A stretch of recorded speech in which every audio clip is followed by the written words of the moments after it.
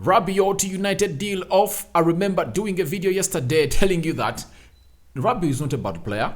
I would love him at Manchester United, but I can't agree him being paid close to even more than £150,000 a week. And that's exactly what United has done. They've told him that, please, we are not getting you the amount of money you earn, because at Juventus has been earning 170,000 euros a week minus taxes, meaning that is net, and the taxes were being paid by Juventus, and that's the amount of money he was wanting at Manchester United, such that the excess caters for salaries at Manchester United, and United have said, no, we are not really going to do that for you. And second, we're talking about Casemeiro being linked to Manchester United. Casemeiro talks begin to Manchester United, and very many other stories in here onto the United Matters channel. How are you guys, and where are you watching us from? Smash the like button, comment and share. If at all you're watching us for the very first time, endeavor to subscribe to this channel so as not to miss out on the stories that we do upload in here on a daily. Rokan David is my name. Let's get into the big stories of the day. Now, today, a lot of stories are coming from Manchester United, from Ronaldo saga, and now, by the way, Ronaldo has really come out and really broken silence in there onto his social media platforms. He has really gone ahead to really back out and say that he has written everything. Close to 100 headlines wrote about him. Only 5 are correct, but the rest are wrong. So he is preparing to come up with an interview. I think when he leaves Manchester United, we really release an interview that is going to expose the Glazers and maybe the players at Manchester United who really believe that Ronaldo doesn't want to be here. So that for me, I can't wait to see that, because maybe it's going to be one of the reasons as to why United is really going to change to the levels it's supposed to be. We are going to know this next in the dressing room, and I know Ronaldo is going to come out and really let these people out. So I think that's where we are going to benefit more from that Ronaldo exit. But that story and more really going to come in through onto this channel, which goes by names of United Matters channel. Now today, story breaking in. Who broke the story? Samuel Lucas. United have called off their move for Rabiot due to his wage demands. Then after Samuel Lucas went ahead to let us know that United have called off their interest of Rabiot due to his demands. Sources say he wanted an obscene salary. And guess what? That he wanted to earn more than Bruno Fernandes, an excess of £200,000 a week. And this is something we've always been called for, that it has made it hard for United to go in and really sell players. This is why Adrien Rabiot can't be moved on from Manchester United. This is why players like Teles Alex have not really gone ahead to do the needful and be sold at Manchester United. They were sold to a side which goes by the names of Sevilla. Players like Eric Bay are not being moved, earning close to £140,000 a week. Phil Jones, Dean Henderson, which other player can't be moved? Phil Jones can't be moved because of that. You get? That's the problem you're having at Manchester United. You ask yourself, why is it that players not performing even to half the level of Bernardo Silva are earning close to £200,000 a week, all £150,000 a week? Remember, Bernardo Silva at Man City earns £150,000 a week. But who of the players at Manchester United really deserves that amount of money? Who deserves it? No one. No one deserves that amount of money. So I really believe that this time round, United have really gone in to pull out a positive, but they've gone and done it late. Yesterday I came in and we told you that, to me, I really believe that Motaf is really incompetent, is not fit for the job, plus Richard Arnold. Reason being, they hired a negotiator, but it takes them close to 10 days to negotiate this deal. Time has been wasted in this deal, and obviously we are back to ground zero. No midfielder brought in yet. We are up into another humiliation of Liverpool amidst them losing to a side which goes by the name, drawing with Crystal Palace on Monday yesterday. But that does not rule out a good team. They're a good team. If at all Brighton can come in and really beat us by 2-1 at Old Trafford, don't you think Liverpool has a better first 11, although they are really having injuries, than Brighton? Obviously, they can really go on and trounce us. That's it. Again, Di Marzio from Italy came out and told us the following, that Negotiations between Adrien Rabiot and Manchester United have slowed down.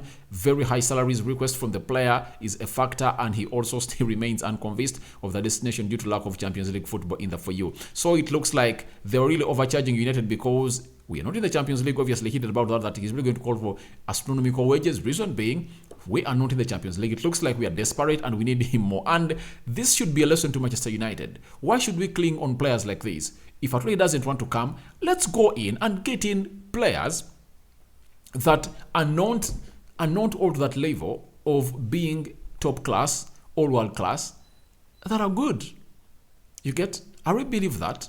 Ten Hag, who went in Argentina and brought in a player, Lisandro Martinez, to Ajax, I don't believe that in his list he doesn't have a player. He doesn't have a player who can really come here and really get the job done in that central defense midfield. I think there are players we can, like Enzo Fernandez, he left and went to Benfica. I know there are players down in Portugal. You get, there are players down in Argentina who can come and do this job well. You get Fernandinho. Was he Premier League proven? No. You get Fabinho. They got him from France and is now playing at top level at Liverpool. We can get those players in. They are there. These players are there, but I'm asking myself, why is the scouting team of United so redundant and so short-sighted? Because the way they do their things, it's really very much annoying according to me. So I really believe that we should not go in for people who really want to overcharge us. For that, I'm giving United a positive, but I really come in here and slate them, and I call them out for spending 10 days onto a deal of Rabiot, because we talked about Rabiot how many days? 7 days. That was last Monday. Now it's 8 days, and this deal has not come to happening. Remember yesterday I was here complaining about this, and obviously it's happening. So 10 days negotiating a deal of Rabiot, nothing has happened. Now how many days left? We are left with just 2 weeks to close the transfer window. Can we get in the sign that the manager wants? Don't you believe the manager is set to fail? Let's wait and see what's going to happen in the for you. Now, David Austin, you know him. He's a football correspondent for the Athletic UK, coming in and telling us that Adrien Rabiot to Manchester United now highly unlikely.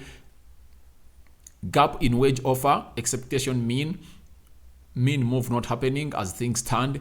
Live talks over other options such as Casemeiro, De Jong, improbable, but United hope to get a top midfielder before the deadline day. So it shows you that this deal is not totally off. It can really get back to life, because I don't believe there is a team that is going to pay Adrien Rabiot that amount of money he wants. That team is not there.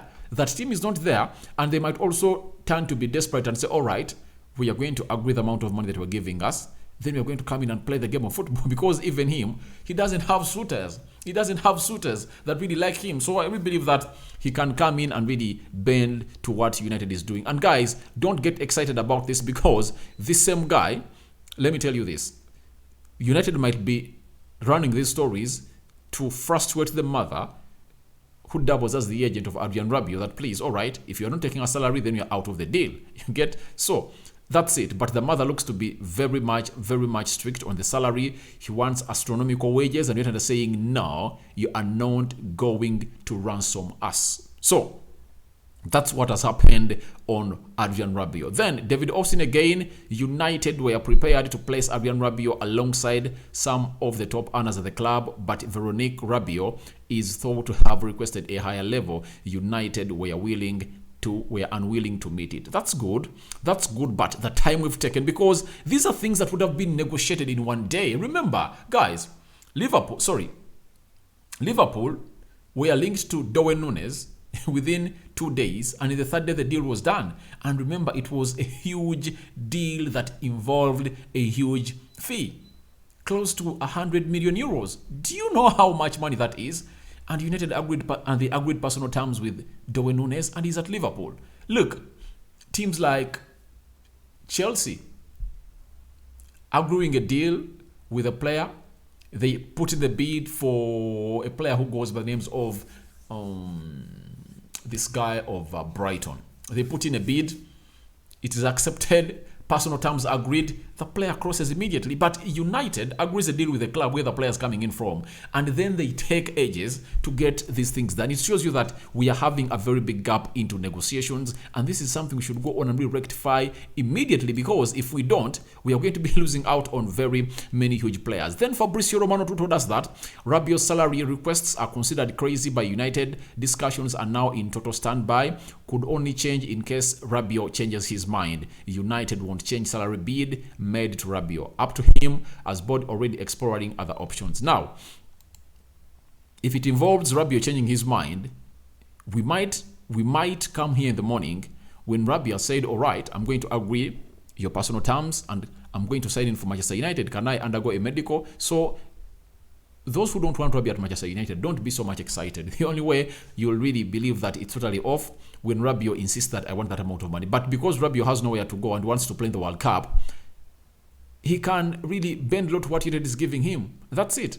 So I really believe that that can happen, but United are already exploring other options. That is what Fabrizio Romano is telling us. Now, David Austin into the mix, telling us the following, that after backing off the deal of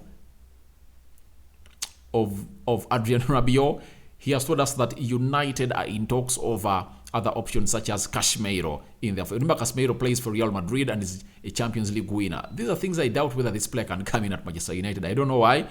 Even though he's frightened by the presence of Tchouaméni and Camavinga, because Real Madrid is building its new midfield, because they've been playing with Casemiro, Toni Kroos and Modric for so long, and we believe that Tchouaméni obviously is going to take him over that position because he's really young blood, bought at 80 million euros. There is no way you're going to tell Florentino Perez, the president of Real Madrid, that please, we are really trying to let this guy know the game. So we are benching Tchouaméni, who is 80 million euros, and we are really starting in Casemiro. He'll ask you guys, Ancelotti, are you building for the future or you're building for the now? We bought this player to come in and fit in that midfield, so please take Casemiro off. So I really believe that the moment you see this Casemiro name in here for you, because when you look at the variable midfielders, Casemiro is world class. That's it. He's not even top class, he's world class. He has proven to us that he can play that role a lot. So if he's seen as a Rabiot alternative, it would be a very good signing for Manchester United. That's it. But the big question is, can he come to Manchester United? Can he come to Manchester United? Even Jamie Jackson, a United correspondent for the Guardian and Observer, told us that Casemiro is a Rabiot alternative, and let's wait and see where this is going to go in for you. Then James Robson, a United correspondent for Goal, told us that United are now pushing for Casemiro. Some good news in there for you if at all they really happen to deliver this deal, but my worry is if you've taken close to 8-10 days to negotiate a deal of Rabiot and you've not really materialized it, how long do you think we are going to take talking to Casemiro? Because even the De Jong deal looks like it's not going to happen. So it's very much worrying at United. Then we are having Jason Butt. He's a chief football reporter for the Daily Telegraph. As well as that, it's understood that manager Erik ten Hag is keen on the Casemiro as he looks to improve his options for a holding midfielder. £50 million fee has been proposed in that for you. So if at all they proposed a £50 million fee, I really believe that they can get him. It shows you that we are totally off that deal of Frankie de Jong, and we've settled for Casemiro, because Real Madrid really needs money, because they know that if at all they have Camavinga, they have Tchouaméni, they have Toni Kroos and Luka Modric, and Vasquez, there is Valverde, all those are several midfield options. They can really get this player off. £50 million for a 30-year-old player for Real Madrid. They need that money, and I think Perez can really go ahead and do that deal. And United looks like they're really having a very good relationship with Real Madrid, because they've just signed a player from Real Madrid who goes by Rafael Varane, and I think they now know how to really get business done and dusted. That's why you see that when United is really getting a player from a team where it got a player recently, it doesn't really look hard for them, because they know who to talk to and how to negotiate with them. But it's always hard for United to go in and sign in a player from a club they've never gotten in a player. That's it. Very, very hard. That's why you see the deal of De Jong is hard for us to happen. When did we sign a player from Valencia? From what? When did we sign a player from a side which goes by names of Barcelona? You get? But if I told you, are telling United, go to Juventus and get a player out of Juventus, it's going to be very easy. They've got Paul Pogba there. They have contacts. They talk to those football directors. It's easy. They know what to do. But they always look naive every time they're really negotiating with the teams. But even if they go in and do that, but they take some time, you couldn't tell me that the deal of Lisandro Martinez could take us that long. Why should it? Why should it?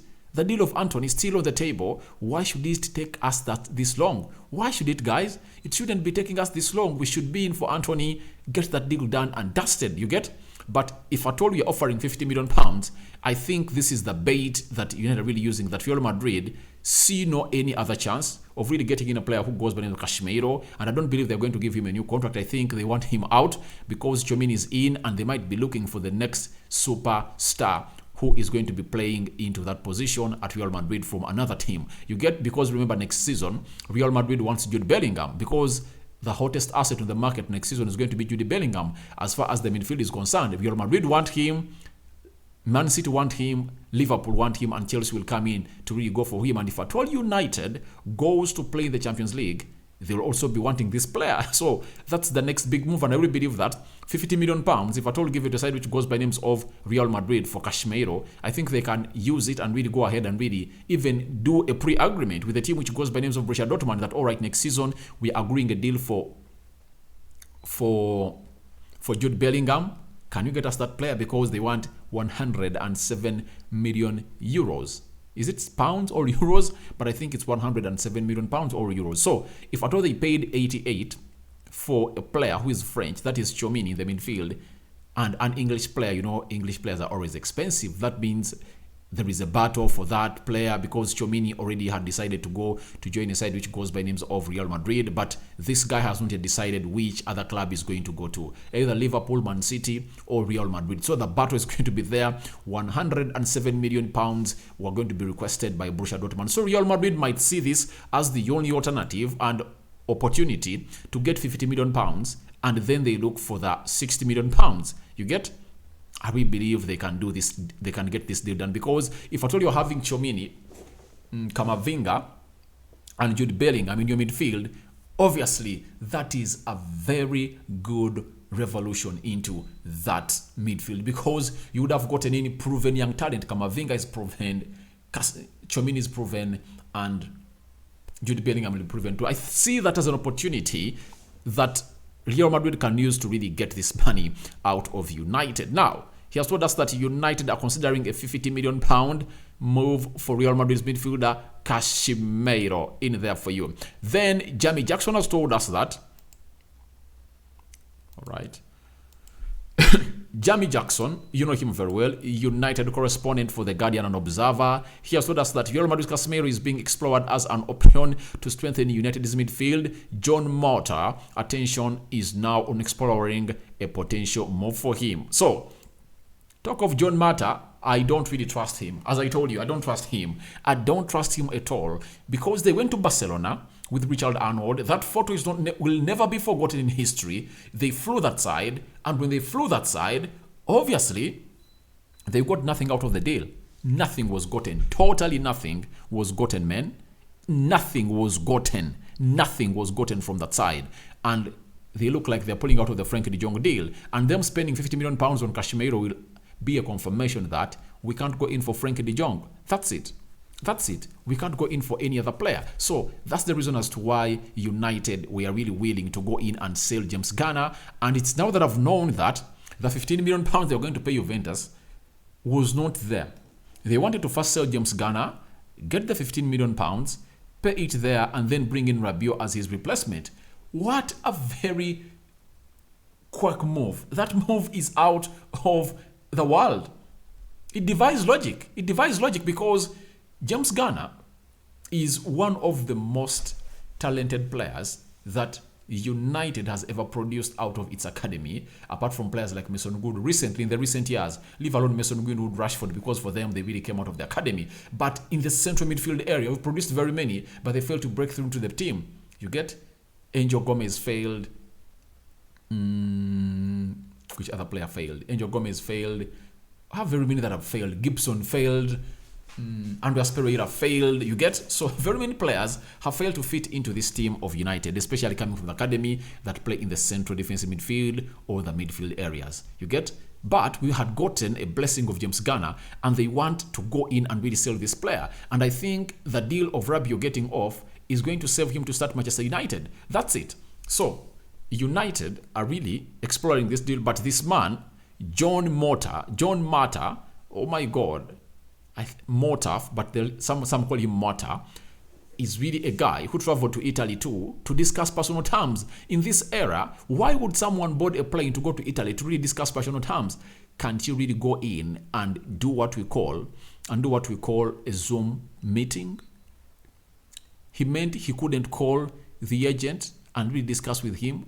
Why would he go that side? So I really believe that it's really abnormal, and we are in for one of the best central defensive midfielders for the last 6, 7, 8, 10 years at Real Madrid, Casemeiro, and let's pray to it that we'll get him in, but we are in for him. Then Rob Dawson has confirmed to us that, you know Rob Dawson, he's a correspondent of Manchester United at the ESPN. You get, he has told us that Casemeiro's preference would be to stay at Real Madrid, but he has not ruled out a move to Manchester United. So as things stand, United are in for Casemiro, and I don't know what you guys think about this deal, but it looks like he wants to start Real Madrid, but obviously with the coming in of Tchouaméni, he's not going to get enough playing time that he really desires. That's it. And the problem is, can United convince him to come and play for us? But obviously, Real Madrid, if at all United is coughing £50 million for this guy, Florentino Perez is going to take that money. Trust me, he's going to take that money, because that's a very big profit from a player he's losing next year because he's left with running on his contract, that is Casemiro, and they are not willing to reward him a new contract. So that is a deal that cannot really be left out in the for you by Perez, not done. It's a deal that is going to accept unless the player says no. But remember, Real Madrid will tell him, we are not going to renew your contract. Are you going to Manchester United or not? And remember, he's 30 years. At 30 years, if at all a team buys you £50 million, that means they can pay you close to £200,000 a week. For him, if at all is given that money, I have no problem. Even if you give him £300,000 a week, no problem, because he's world class. Proven central defensive midfielder in the for you. Now, Rob Dawson, as we end up at some of this video, has told us that United accept that a deal for Casemiro is a long shot, but they have been given enough encouragement and agreement is possible to pursue it. And even the French in English talking all things on ESPN, this is Julian Rowland, has also confirmed this. And let's wait and see. It's a long shot, that's it. But how can we execute it? Because 30-year-old, I think what we need, I thought it, by the way, before such things happened. I said, in the current situation, why don't we look in for players like Pjanic? Do you know Pjanic, who plays at Barcelona? Very good central defensive midfielder. He's press resistant, because what we want now is that player to get that ball from the back four.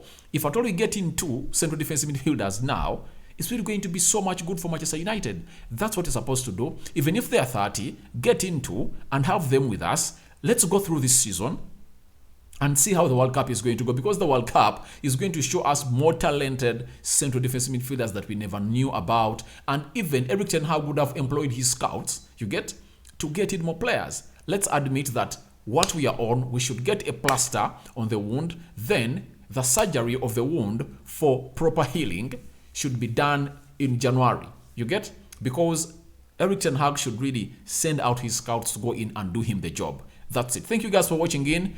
Tell me your reactions to Rabiot to United deal off. Then Casemiro talks begin. And what are your thoughts about the Glazers and how they're really ruining our team? Because we are here in all this scenario because of them. The reason as to why Ten Hag told them that, please, before you go in for any other player, first agree a deal of De Jong was because of the budget he had. He had no confirmation that they are going to sell a player immediately, because if at all they had sold on players like 3 or 4 and summed up to £200 million, because the budget they gave him is £150 million, then more 50 from the players summing up to £200 million, then it would have been okay. it would have been very, very much okay. You get?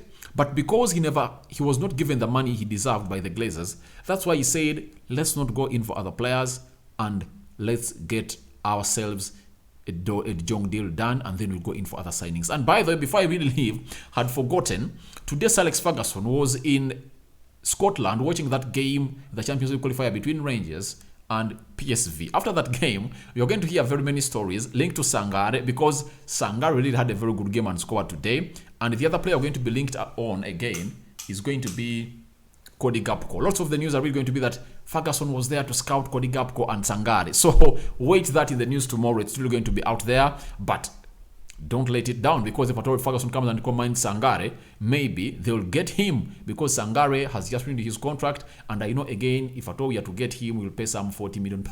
But obviously Sangare is a bargain, and if at all we will get him, he's really a very good player that we are really going to go on and sign in at Manchester United. Thank you guys for watching in. This is the last video I've done today. I'm going to go in tomorrow and really bring you the best of what you deserve from Manchester United and the rest of the players. Thank you guys for watching in. Waiting for that Ronaldo story coming in. I sign out for now. See you later. Good night, and may the Almighty God protect you abundantly. I'm out.